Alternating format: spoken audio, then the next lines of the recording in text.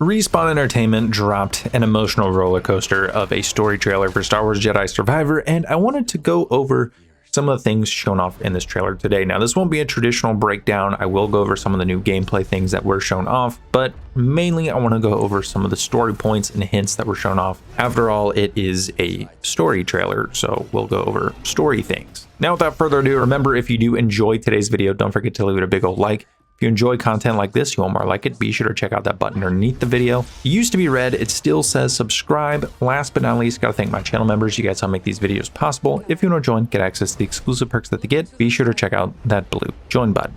Anyway, let's begin.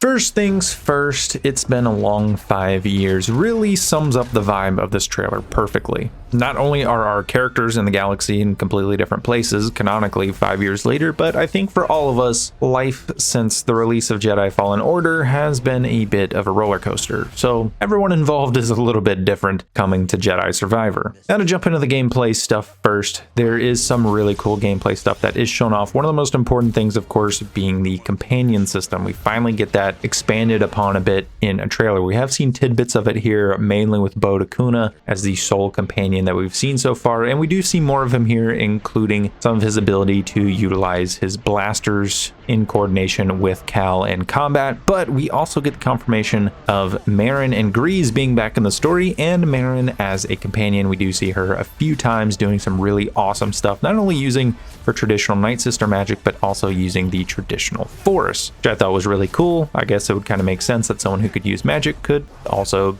use the Force, like a Jedi. Now, she doesn't appear to have a lightsaber, so I don't believe that she would be a Jedi or a Jedi in training, but she definitely knows how to use the Force. And she does do some really awesome stuff that made me very excited for this companion system. It does make me wonder if there will be other companions available other than just her and Bode, or even some new characters. I do wonder if Seer Junda might be a companion that we can take around to different planets. We do see her beyond just her little mini archive that she's at in one of the previous trailers. It seems like her and Cal are sitting by some sort of fire or some kind of light source. So does this mean we'll get to explore with her and she'll be a companion? No, it doesn't.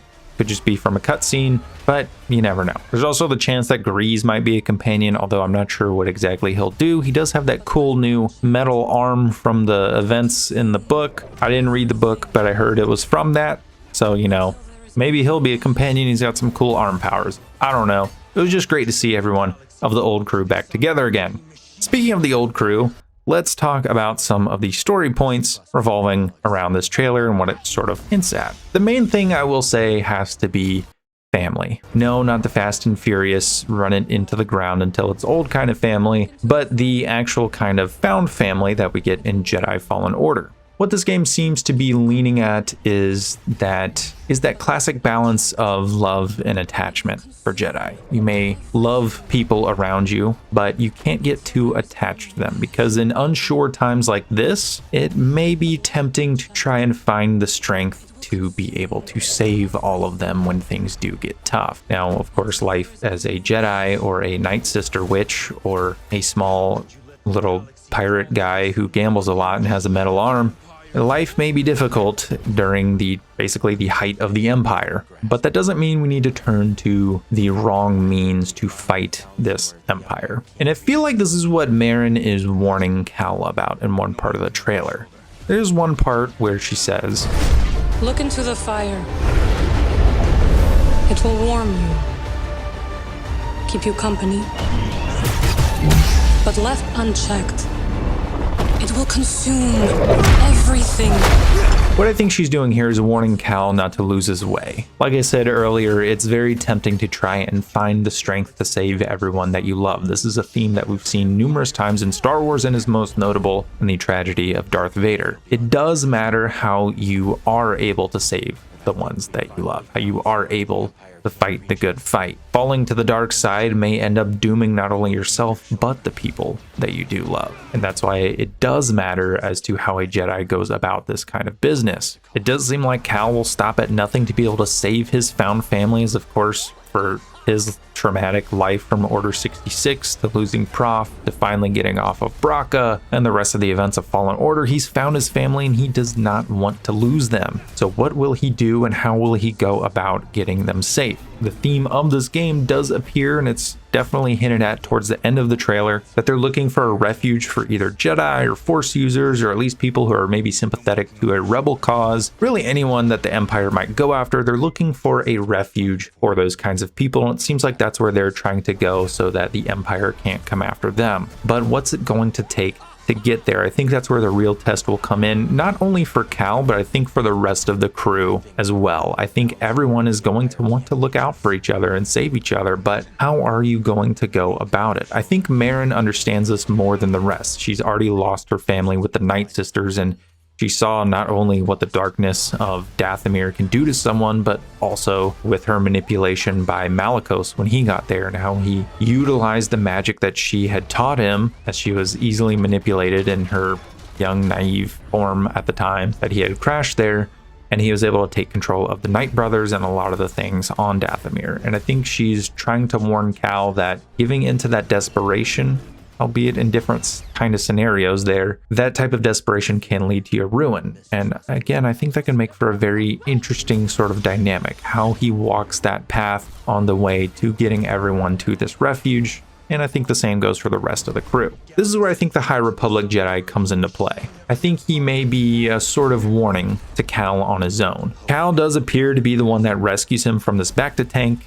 and we know he's a High Republic Jedi, not only because of his robes, but there is a High Republic insignia on his robes. It does also appear that he is missing an arm, and in previous trailers he's talked about betrayal, so I tend to lean towards that would be part of the betrayal, as whatever thing happened to his arm. Now we see him with Cal here, and we does seem like he's the guy Cal rescues, but we also see him in previous trailers with the bounty hunters that we see Cal fighting against in some of the trailers, so it seems like he does some betraying of his own. Now we also hear him blatantly talk about how the Empire is unworthy, and he seems to kind of have this pompous view of how the galaxy is currently after he's woken up after what would be a slumber of a couple centuries. As nice as that probably sounds, I'm sure waking up to a completely different galaxy probably freaked him out a little bit. Now again, the High Republic is considered the height of not only the Jedi Order, but also the Republic as a whole, a golden age. So you can see why he'd maybe be a little bit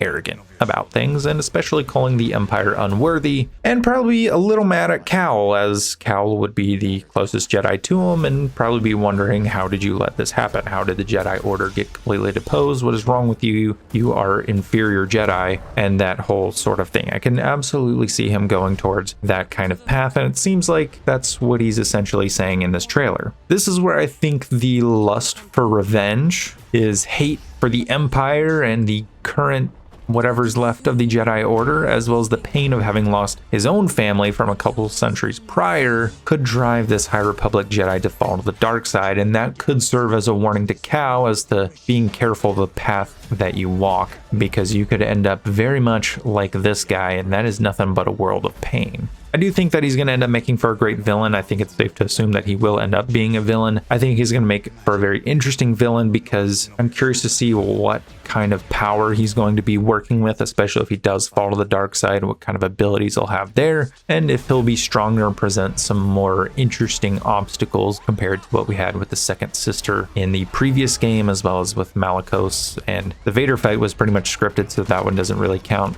as cool as it was. I think it'll be interesting to see what kind of tricks he's got up his sleeve from that time period. I also want to point out that we do get to see Coruscant for the first time. Aside from that, he's in the cinematic trailer, we actually get to see what it'll look like in the game.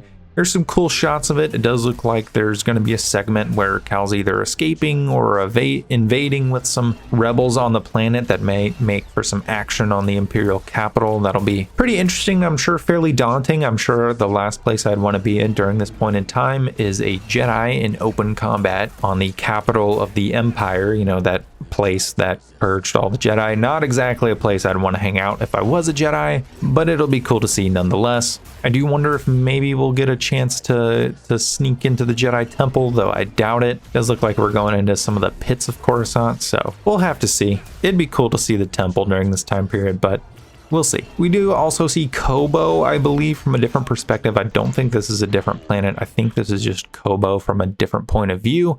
It may show just how large in scale this planet is and how far we can traverse on it, but then again, it could also be a completely different planet entirely. Overall, this trailer has me far more excited than any of the other trailers, and those other trailers got me really excited.